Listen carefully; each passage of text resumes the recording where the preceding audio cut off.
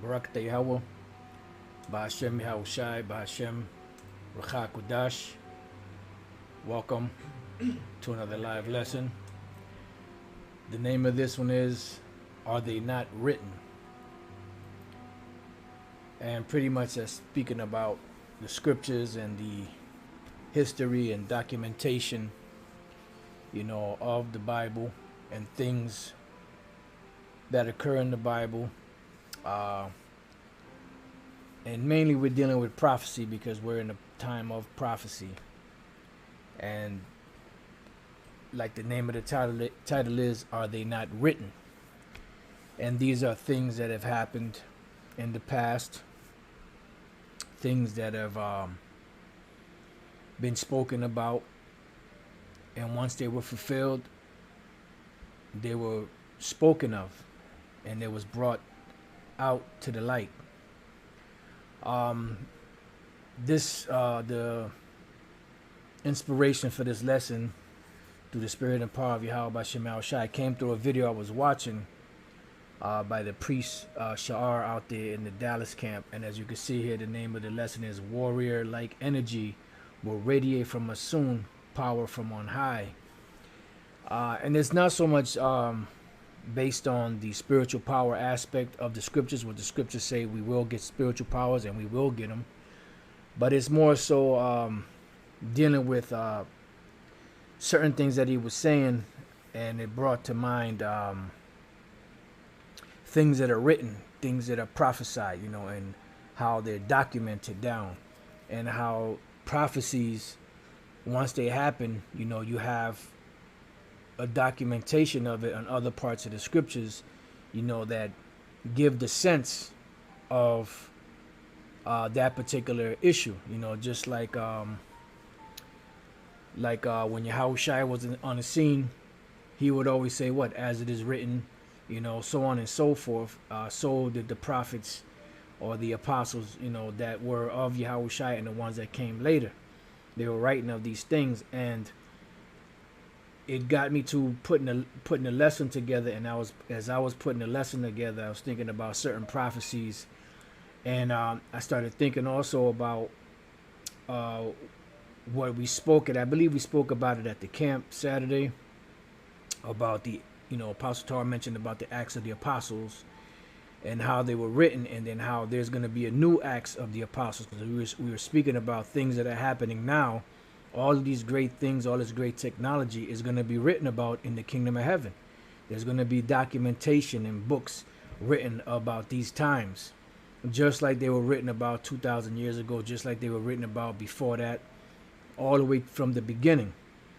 So that time, because there are things written right now that happen from the time of Yahushua all the way up until now that are actually written about, but they're also going to be documented in the new Acts of the Apostles, the new books and records and history and chronicles that are going to be in the kingdom of heaven.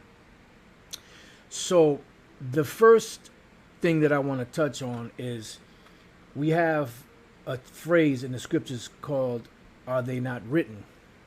So you have certain kings that would do certain things, and at the end of their reign, when they died, it was said, and the first and last acts of the particular king, so on and so forth, are they not written in the book of such and such? Are they not written in the book of, like here we have 1 Kings 11:41, and the rest of the acts of Solomon and all that he did and his wisdom, are they not written in the book of the Acts of Solomon? So do any of you guys have the book of the Acts of Solomon? Inside joke, But 1 Kings 14:29. Now the rest of the acts of Rehoboam and all that he did, are they not written in the book of the Chronicles of the kings of Judah? We keep seeing this phrase, "Are they not written? Are they not written? Are they not written?"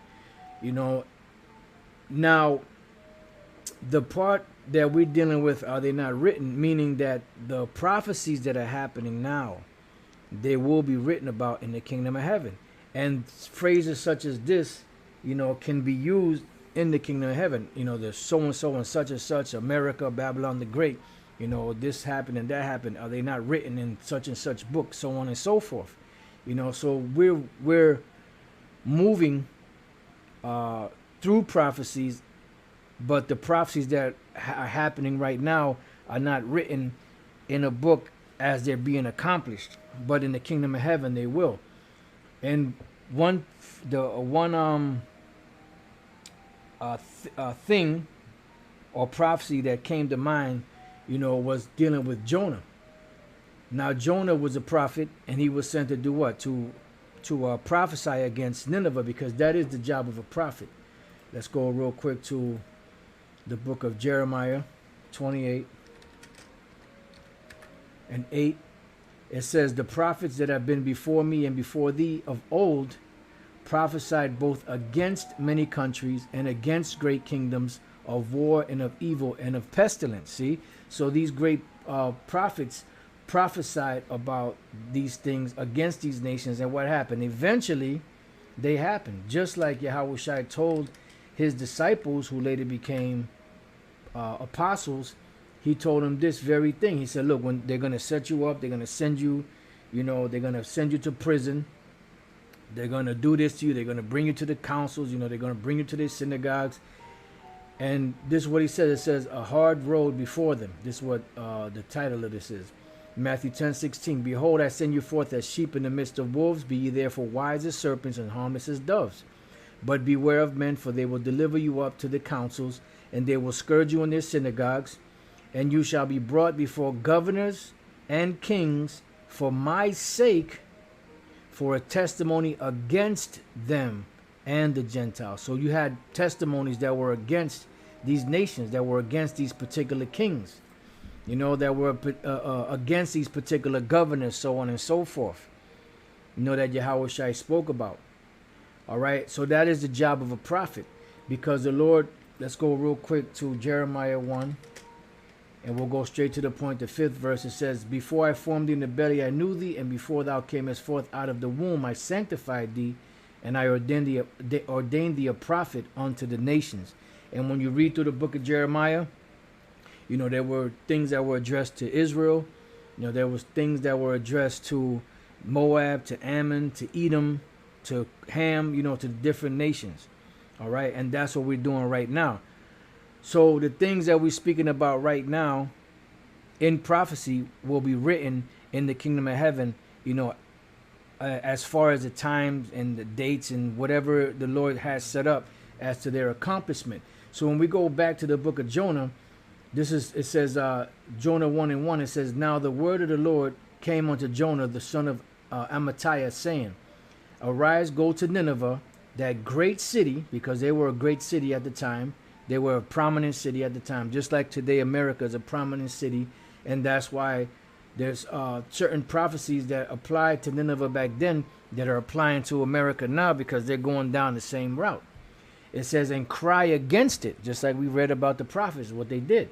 For their wickedness has come up before me, just like the scriptures speak about Babylon the Great and their iniquities coming before the Most High, right? Just like we read about just before the flood, the Lord told The Lord told Noah that he was going to destroy the earth because the wickedness of man was great upon the earth, and he told him how he was going to destroy it. And he told him to prophesy to the people before he destroyed it. So this is what the Lord is telling Jonah, to go to this place, Nineveh in Assyria, and prophesy against it, cry against it, for the wickedness of it, for the wickedness is come up before me. But Jonah rose up to flee. And we know what happened with Jonah. Jonah ran and he went to Tarshish, and the whole situation that happened where he tried to flee to the furthest part that he could get to, and the Lord prepared a giant fish to swallow him up. And what did that giant fish do? That was a punishment to him for disobedience, but also that fish brought him all the way back to where he had to go and prophesy anyway. It shows you just how heavy Yahweh Bashem Yahushua is. Right? So now when we go to the third chapter, the Lord, Jonah 3:1, and the word of the Lord came unto Jonah the second time, saying, arise, go unto Nineveh, that great city, and preach unto it, and the preaching that I bid thee, because it says that we're upon the watch. We stand upon the watch to see what he will say unto me, and what we will say when we are reproved. Arise, go to Nineveh, that great city, and preach unto it the preaching that I bid thee, So Jonah arose and went unto Nineveh according to the word of the Lord. Now Nineveh was an exceeding great city of 3 days' journey. From the point that he was at, it still took him 3 days to get there. So the great fish brought him all the way from where he was at in Tarshish, way over there in so-called modern-day Spain, all the way near or nearer to where Nineveh was at. Otherwise, if he tried to walk from back then, that would have been a long walk. All right, so he had still 3 days' journey to go there. And Jonah began to enter into the city a day's journey, and he cried and said, Yet 40 days, and Nineveh shall be overthrown. Now, during the time when he prophesied, Nineveh was not destroyed. All right?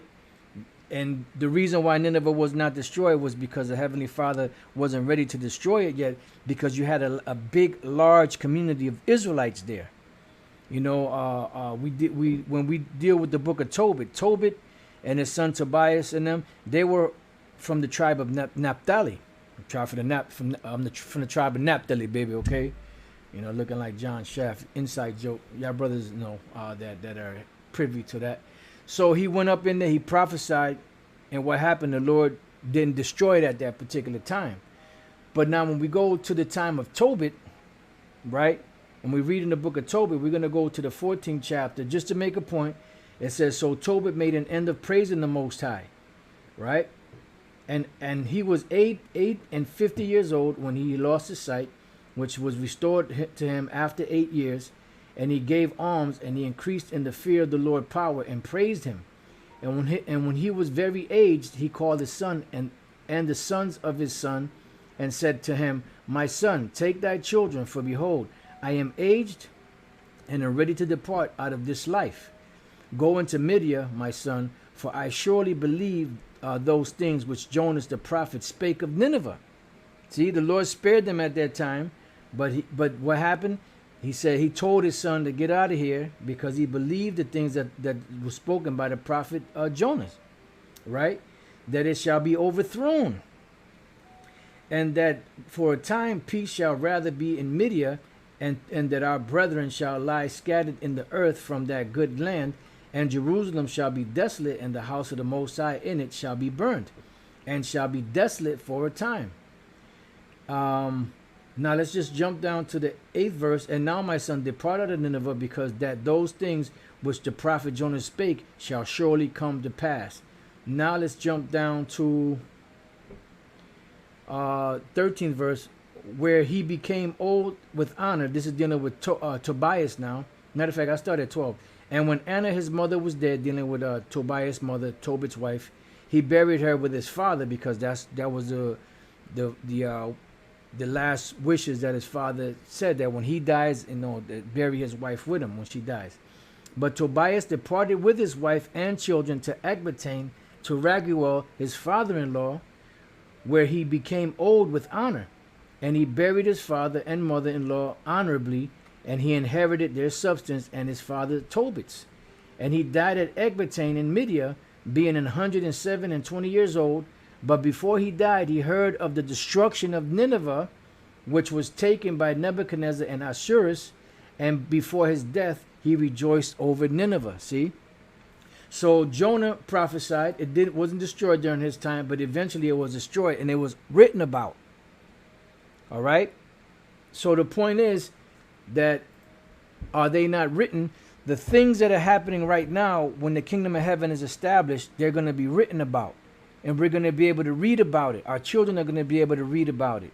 To see this great calamity that has happened in this time, and even before this time. All of the things that happened, during slavery, when the conquistadors first came here, all of those atrocities that are somewhat written in history a little bit, but they're not chronicled in the books of the Bible. As far as the modern day terminology that is written, but it is spoken about in the scriptures, but not according to the modern day terms of today. So when the kingdom is established, you'll see all these things written down. And when this is the first example that came to mind, and the second example that came to mind is the book of Isaiah 63:1. It says, Who is this that cometh from Edom with dyed garments from Basra? Who is the Edomites? Who are the Edomites? The so-called white people. Who is this that cometh from Edom with dyed garments from Basra? This is Yahushai coming from the destruction of the Edomites here in America, Babylon the Great, which is the modern day Basra, right? It says, this that is glorious in his apparel, traveling in the greatness of his strength. I that speak in righteousness, mighty to save. Wherefore art thou red in thine apparel, and thy garments like him that treadeth in the wine fat? Because he's going to be given the credit for destroying Esau, the Edomites, and in America, Babylon the Great, slash Basra, slash Nineveh, so on and so forth, right? So there's going to be a great slaughter in the land of Edom, which we read also in the book of Isaiah 34. Their land is going to be destroyed, and they're going to be the land is going to be destroyed, and they're going to be destroyed here on the soils of America, right? So where is this written? Because here in Obadiah 1:18 it says, "And the house of Jacob shall be a fire, and the house of Joseph a flame, and the house of Esau for stubble, and they shall kindle in them," meaning the Israelites are going to kindle in Esau and devour them, totally annihilate them. And there shall not be any remaining of the house of Esau, for the Lord hath spoken it. So where is this written? Because we read about Nineveh, we read about Jonah's prophecy, we read of how during the time of Tobit it was written that before Tobias, the son of Tobit, died, it says, but before he died, he heard of the destruction of Nineveh, and he named names of characters that actually took it down, and he rejoiced over this destruction because his father had told him that Jonah prophesied about it. So where is the documentation in the books that the Lord Yahushua came back, he destroyed the Edomites, you know, they went into slavery, as it speaks about in the 15th verse down, and then that the Israelites gathered them up and burned them up and destroyed them, and there was never an Edomite again, because you have clowns like Vocab and others that are saying that the Edomites were already destroyed, that this prophecy already happened. So where is the documentation that it happened? And we'll wait, and we're still waiting. This is a question that's been being asked for years, because if that's the case, if they were destroyed, you know, some clowns try to say that it was destroyed during the time of the Maccabees, which they bugged out. But if that's the case, where did the Herodian dynasty come from? And you got to remember, there were more Edomites than just the Herod, than the Herodian dynasty, because John Hyrcanus I forcibly converted all the Edomites in that region at the time. So it wasn't the Edomites. It ain't just Herod and his family line. You know, that was just one family among many Edomites. So where did they go? You know, where did they come from, should I say? Where did they come from? If, you know, what these devils are saying is true, that they were destroyed. And where's the documentation that they were destroyed? It's not written about, but we read about descendants of the Edomites in the New Testament, you know, that were still around. So when was this fulfilled, that they were destroyed? Because when we look up, we read here Matthew 2:1, "Now when Yahushua was born in Bethlehem of Judea, in the days of Herod the king, behold, there came wise men from the east to Jerusalem." And when we look up the name Herod, right, the word Herod is the word Herodes, and it says Herod, heroic, a name of a royal family that flourished among the Jews in the times of the Messiah and the apostles. Herod the Great was the son of Antipater of Idumea, the Idumea, or the Edomites, appointed king of Judea BC 40 by the Roman Senate at the suggestion of Antony and the consent of Octavian. Now they could have easily put the Edomite here. Why did they put Idumea? Because they're always trying to hide the identity of the Edomites. So the point is that the Edomites were still around during this time. So what happened? Where did they go? Where's the documentation that they were destroyed? Where are the books in the Bible that say that they were destroyed? Because if they were destroyed during the time of the Maccabean Wars, surely there would have been something written in the New Testament about it. That great thing that took place. Because we read in the New Testament where, let's go to St. John chapter 10, right? We read about an exploit that took place during the time of the Maccabees in the Apocrypha. And there was, when Antiochus Epiphanes came and destroyed the temple, and 3 years later, the Judas Maccabees and the Maccabees restored it. And there was a feast that was kept, the Feast of Hanukkah, right?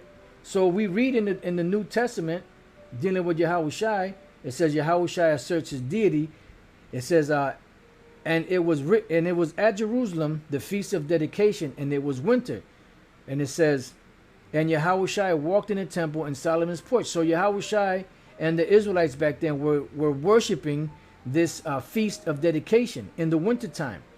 So what is the feast of dedication? When we read the feast of dedication, it's Enkainia, which is dedication, consecration. In particular, the annual feast celebrated 8 days beginning in December. Beginning in the 25th of Kislev, middle of our December, which, you know, that's debatable, because, you know, we have to go by the new moons and all of that. Instituted by Judas Maccabees, 164 BC, in memory of the cleansing of the temple from the pollution of Antiochus Epiphanes. So this is written, and it's documented in the New Testament that this happened. So where in the New Testament, this people, these Edomites, where is it written that they were destroyed? It's not written about, because it didn't happen yet. You see, I hope I'm not losing you, brothers. You know, this is just, you know, a point, you know, that came to mind, dealing with, as the title is, you know, are they not written? So just like all of these prophecies and that we speak about, and these acts of the kings and different situations that happen are written about, and certain prophecies that came to pass were spoken of later in the books somewhere, like Jonah. You know, we read about him coming again and telling Nineveh that they were going to be destroyed. It didn't happen at this time, but when we go to the book of Tobit, it happened. It happened during the time just before Tobias, which was the son of Tobit, died. The Nineveh was destroyed, as the Lord prophesied. And so it's written about. So where is it written in the New Testament about the Edomites being destroyed? You know, where? You know, that's pretty much the point that I wanted to make. You know, I'm hoping that it was edifying. I hope I didn't lose anybody. You know, just making a point of these things will be written about. And when the kingdom is established, you're going to have these great acts that are taking place right now that are going to be written of in the kingdom of heaven. The brother, present your body a living sacrifice. Put a beautiful scripture, Ecclesiastes 4:16. There is no end of all the people, even of all that have been before them. That's right, because the only time a nation is going to be totally wiped out and destroyed is when the kingdom of heaven is established. The Edomites deal with their 1,000-year punishment of slavery, and then afterward they will be rounded up and destroyed. It says, they also that come after shall not rejoice in them. Surely this also is vanity and vexation of spirit. The point is, there is no end of all the people, even of all that have been before them, because they're going to be here until the Lord says they will be destroyed. And the only nation that was said that they would be destroyed fully is the nation of Edom, the Edomites. Okay, so like I said, I hope I didn't lose anybody. I hope brothers understand, you know, the point of the lesson, because, you know, our purpose is to edify, you know, and to feed the sheep and the lamb, not to confuse anybody. You know, so the point is are they not written? And these things will be written about. And we don't read anywhere where the Edomites were destroyed. So what happened, vocab? Where's the documentation? You know, matter of fact, let me get 2 precepts and I'll close out. Hopefully I can remember both. All right, cool. The first one is 2 Corinthians 13:5. Nope, that's not the one. Is it? No, I'm sorry. 1 Thessalonians 5. 1 Thessalonians 5 and 21. Prove all things, hold fast to that which is good. And the other one is Isaiah 41 and 21. Produce your cause, saith the Lord. Bring forth your strong reasons, saith the King of Jacob. Let them bring them forth and show us what shall happen. Let them show the former things what they be, that we may consider them, and know the latter end of them, or declare us things for to come. Show the things that are to come hereafter, that we may know that ye are gods. Yea, do good or do evil, that we may be dismayed and behold it together. Behold, ye are of nothing, and your work of naught. An abomination is he that chooseth you, because you are physicians of no value. You are forgers of lies. All right. And pretty much that's the point there. So with that, I pray that your brothers have been edified. To the next time I say shalom.